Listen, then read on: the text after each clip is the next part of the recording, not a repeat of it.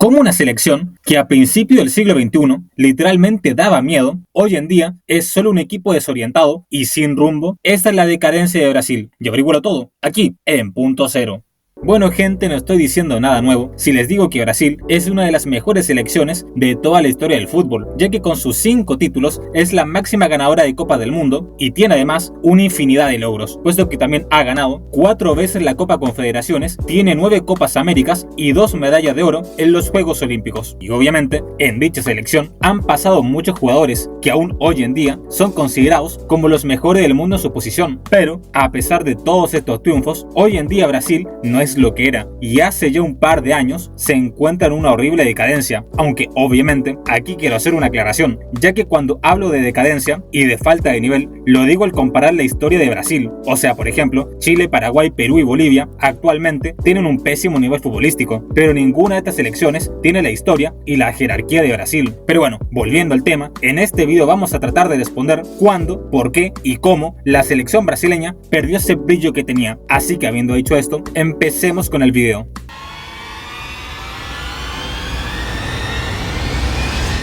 Vamos por el principio, y para hablar de la selección brasileña, primero hay que hablar sobre el país, y es que Brasil es un territorio muy especial, ya que con sus más de 200 millones de habitantes, es uno de los países más poblados del mundo, lo cual de cierta forma explica la alta probabilidad que tiene este país para sacar tantos buenos jugadores de fútbol, aunque claro, guiarse con este dato es erróneo, ya que países como Estados Unidos, India y China tienen más población que Brasil, y sabemos perfectamente que ninguno de estos 3 países es potencia futbolística, y es por eso que lo que diferencia a Brasil del resto es que los brasileños literalmente tienen el fútbol en la sangre, y más que un deporte, es una cultura y un estilo de vida, en donde los brasileños nacen con una pelota de fútbol y se divierten con ella. De ahí es normal que todo el mundo juegue al fútbol en la playa, en las calles, en el colegio y en cualquier lado. Es decir, los brasileños son felices jugando a la pelota y sienten la pasión por el deporte. Pero otro factor clave que explica el talento innato de los brasileños es la kinestesia, que por si no lo sabían, la kinestesia es la ciencia relacionada con el movimiento humano y que engloba la inteligencia corporal, el equilibrio, el espacio y el tiempo. Y claro, por su cultura, los brasileños tienen altas cualidades kinestésicas, debido a que con sus danzas típicas, como la capoeira o la samba, el ritmo que naturalmente tienen los brasileños se traslada al fútbol, dando lugar al famoso jogo bonito. Es decir, el jogo bonito no nació de la nada, sino que es algo que el brasileño lleva adentro, así como los alemanes son conocidos por su orden táctico, o los uruguayos por la garra charrúa. El ADN de los brasileños es justamente el jogo bonito, ese ritmo que tienen en la sangre y que los hace únicos en el mundo. De hecho, el mejor ejemplo que tengo para mostrarles es Mané Garrincha, que a pesar de que tenía los pies girados en 80 grados hacia adentro, la columna torcida y la pierna derecha 6 centímetros más corta que la izquierda, es denominado como el mejor regateador de la historia, con una memoria kinestésica sin igual, pudiendo repetir la misma jugada y el mismo regate tantas veces como quería y siempre con éxito. Y claro, una de las primeras razones de la debacle brasileña es justamente esa, que Brasil no ha jugado como Brasil, ya que hay muchas razones que pueden explicar este cambio, ya que es obvio que en los últimos años el fútbol mundial ha cambiado muchísimo. Bien lo dijo Marcelo Bielsa en una reciente conferencia de prensa, y es que el fútbol de a poco va perdiendo ese origen popular que tenía en los anteriores años, y uno de los grandes perjudicados en todo esto es Brasil, en donde se sabe que hoy en día viene un equipo europeo con 100 millones de euros y compra un chico brasileño de las favelas que aún no ha demostrado nada a nivel local. Y claro, en Europa el fútbol que se juega es muy distinto al sudamericano, sobre todo después de la revolución que hizo Guardiola con el famoso tiki-taka del Barcelona, en donde se privilegia más la estrategia, la repetición y el orden táctico. Y claro, todo eso hace que el fútbol cada vez tenga menos sorpresa, y no es casualidad que hoy por hoy el fútbol tiene menos regates y menos jugadas vistosas, siendo reemplazadas por pases al vacío y contraataques rápidos. Y ahí el jugador brasileño se pierde, ya que se está tratando de amoldar a algo que no le pertenece. Aunque claro, soy consciente que los tiempos cambian y que no se puede jugar toda la vida con el mismo sistema de juego. De hecho, los conocedores del fútbol brasileño sabrán que la canariña pasó por varias fases futbolísticas, las cuales pasaremos a detallar a continuación, en búsqueda de nuevas razones de la debacle brasileña.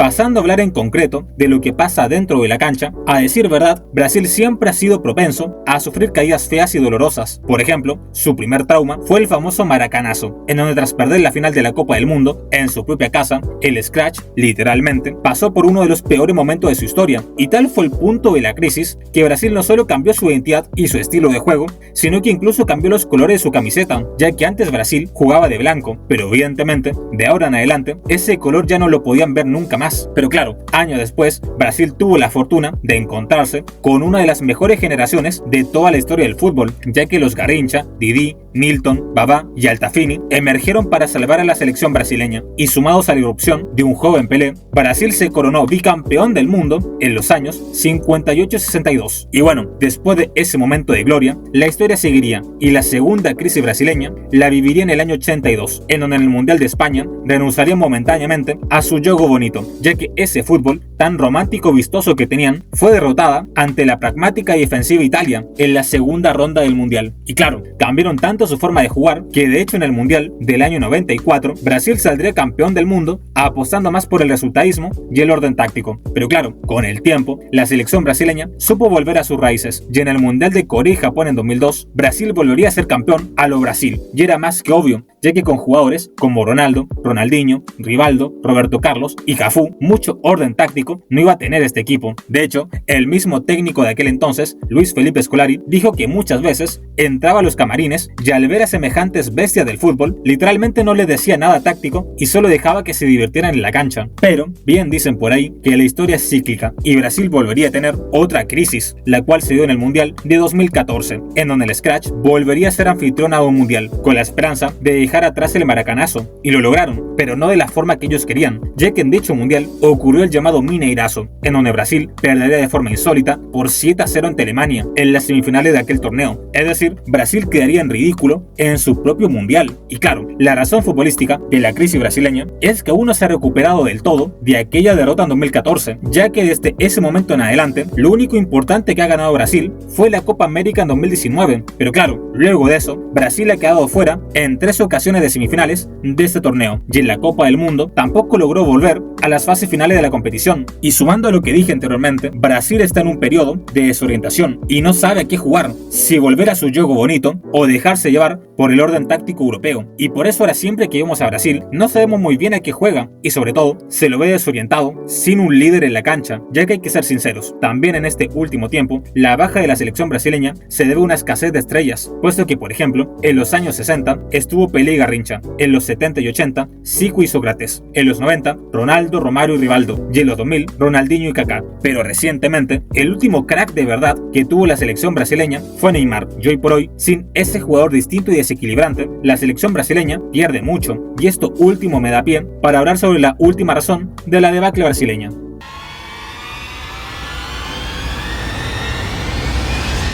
Creo que no es nada nuevo si les digo que el mercado del fútbol está totalmente inflado y posiblemente genere una burbuja que después va a ser muy difícil frenar. Y es que con la llegada de los jeques árabes y de las empresas multinacionales en el fútbol, este deporte ha cambiado muchísimo, en donde ahora todos los clubes se pelean por contratar y tener al siguiente crack mundial. Y es por eso que cada vez desembolsan grandes cantidades de dinero por jugadores que no lo merecen, en donde eso generó que muchas veces pensemos erróneamente que un jugador es bueno solo por el simple hecho de que vale mucho dinero. Y la selección brasileña es el claro ejemplo de que no es así, ya que viendo los datos en la página de Transfermarkt, Brasil es la selección más cara y con el mayor valor de mercado de la Copa América, pero no es ni de chiste el mejor equipo del torneo, y es cosa de ver los precios. Por ejemplo, el defensa Bremer vale 60 millones de pesos, Douglas Luiz 70, Lucas Paquetá 65, Gabriel Martinelli 70 millones y Rodrigo y Vinicius cuestan más de 100 millones de euros. Y lo peor de todo es que Endrick, que solo tiene 17 años, vale 60 millones de euros. O sea, todo esto es una locura total. Pero claro, no me malinterpretan, todos los jugadores que nombré no son malos, solo que no valen esa cantidad de dinero y es excesivo, y al final todo esto perjudica a la selección brasileña y a los mismos jugadores, ya que les pone una presión encima que no deberían tener, porque obviamente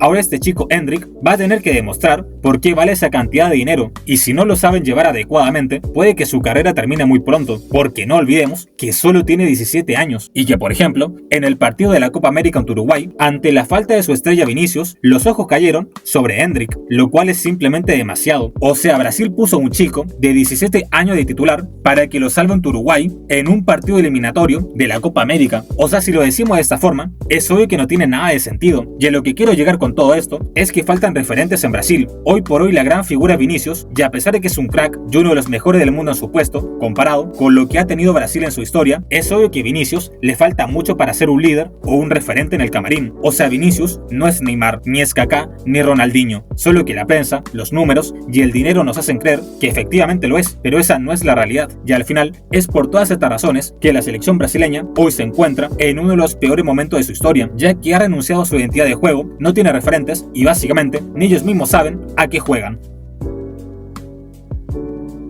Y bueno gente, hasta acá el video de hoy, espero que te haya gustado. Sé que es un video un poco diferente a lo habitual, de hecho, hace tiempo que no hacía videos dando mi opinión sobre un asunto, así que dale like, suscríbete, comenta y comparte. Si quieres que haga más contenido de este estilo, yo soy Punto Cero, nos vemos.